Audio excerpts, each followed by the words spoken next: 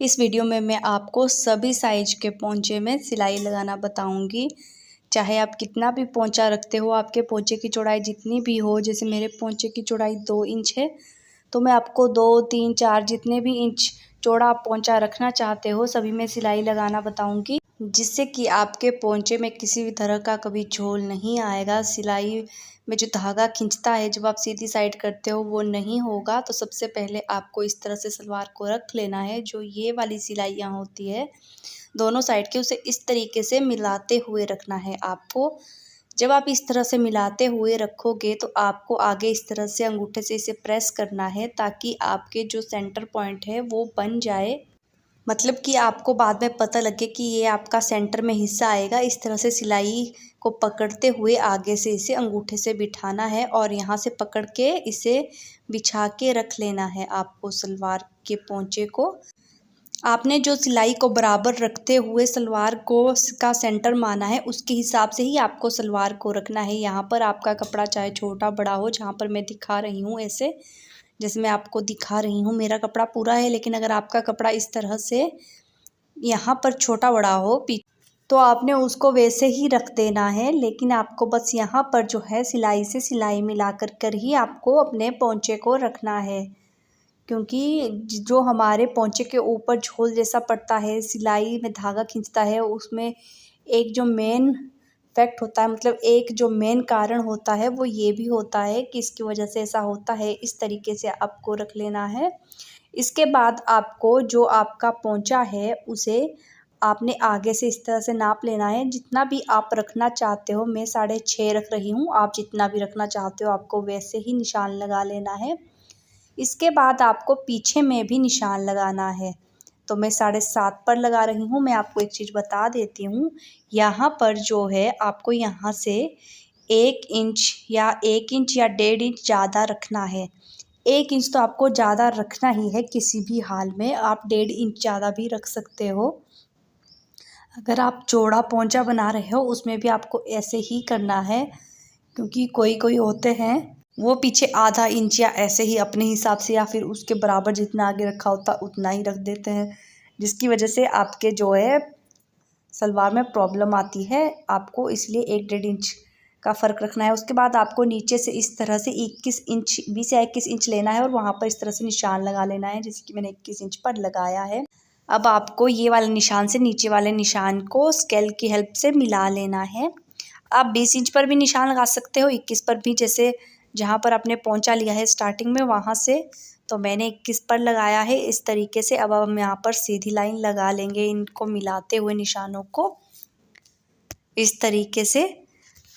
तो मैं आपको ये वाली सिलाई बता देती हूँ, क्योंकि हम जो है ज़्यादातर इस सिलाई में थोड़ी प्रॉब्लम कर देते हैं। जैसे मैंने अभी तिरछा निशान लगाया है तो हम इस सिलाई को भी तिरछा ही लेकर के आ जाते हैं यहाँ पर, जिसकी वजह से आपने देखा होगा आपकी सलवार में भी प्रॉब्लम होती होगी। जब आप यहाँ से तिरछी ही सिलाई लेकर आते हो, आपको यहाँ से सीधी तिरछी नहीं लेके आना है। जब आप यहाँ से ये वाली सिलाई लगाते हो तो आपको यहाँ पर, जैसे आपने यहाँ से यहाँ पर सिलाई लाई है, यहाँ से आपको तिरछी ही नहीं लेते जाना है, पहले उसी के बराबर यहाँ पर थोड़ा सा बिल्कुल उतनी ही लगानी है जैसे आपने यहाँ पर एंड पे लगाई होती है। और उसके बाद आपको इसे इस तरह से ले जाते हुए तिरछी करना होता है। यहाँ पर बिल्कुल उतनी ही सिलाई रखनी होती है आपको जितनी आपने यहाँ से लगाई है, और आगे आपको तिरछी करके इस लाइन में इसे मिला लेना होता है। हम अपने पोंचे में सिलाई में ये वाली मिस्टेक काफ़ी ज़्यादा करते हैं। तिरछा निशान लगाया तो तिरछी ही सिलाई लगा दी। तो आपको यहाँ पर जो ये वाला पॉइंट होता है यहाँ पर ध्यान रखना है। यहाँ पर आपको बिल्कुल तिरछी ही नहीं ले जानी है, यहाँ पर थोड़ा सा आगे की सिलाई का ध्यान रखना है। और अब आपको जो ये लाइन लगाई है उससे आगे आपको 1 इंच से ज़्यादा कपड़ा नहीं रखना है। जैसे मेरा तो 1 इंच ही है, लेकिन आपको इस चीज़ का ध्यान रखना है। अगर आपके में ज़्यादा है, मेरा ये वाला ज़्यादा है, जैसे मैं इसे काटूंगी, मैं आपको ऊपर से भी थोड़ा काट के दिखाऊंगी, लेकिन अगर आपका 1 इंच से ज़्यादा है तो आपको वो पूरा कपड़ा काट लेना है। आपकी सलवार में कोई भी दिक्कत नहीं आएगी। जैसे मैं बोल रही हूँ अगर आप वैसे करोगे तो आपको 1 इंच से ज़्यादा जो भी कपड़ा है आपको उसे काट लेना है। इस सलवार को उसी तरह से रख के जैसे कि आपने सिलाई से सिलाई को मिला करके रखा था। तो मैं आपको दिखाने के लिए मैं आप थोड़ा थोड़ा कट कर लेती हूँ। वैसा मेरे ऊपर से ठीक है, नीचे ही लंबा है, लेकिन मैं आपको दिखाने के लिए कि आपको इस तरह से काट लेना है। तो मैं भी थोड़ा कट कर रही हूँ अपनी सलवार के कपड़े को। इस तरह से आपको आगे पोंचे को भी काट लेना है, बस 1 इंच रखना है। और अब आपको इस तरह से पोंचे से पोंचा मिलाना है। आगे आपको पोंचा बराबर रखना होता है और फिर इस तरह से रखते हुए आपको यहाँ पर 2-3 बार सिलाई लगानी होती है। जैसे कि मैं आपको हर एक वीडियो में बताती हूँ कि यहाँ से अगर आप इस तरह से 2-3 बार सिलाई लगा लेते हो ऊपर नीचे यहाँ पर थोड़ी, तो आपका पोंचा जो है वो नीचे से खुलता नहीं है। जैसे कि हमारे पोंचे की सिलाई नीचे से निकल जाती है कभी, जैसे हम पहनते हैं, तो ये वाली प्रॉब्लम नहीं होती है। तो आपको यहाँ पर 2-3 बार पक्की सिलाई लगा लेनी है और उसके बाद आपको इस तरह से यहाँ पर जैसे मैंने बताया था बिल्कुल वैसे ही आपको सिलाई लगानी है।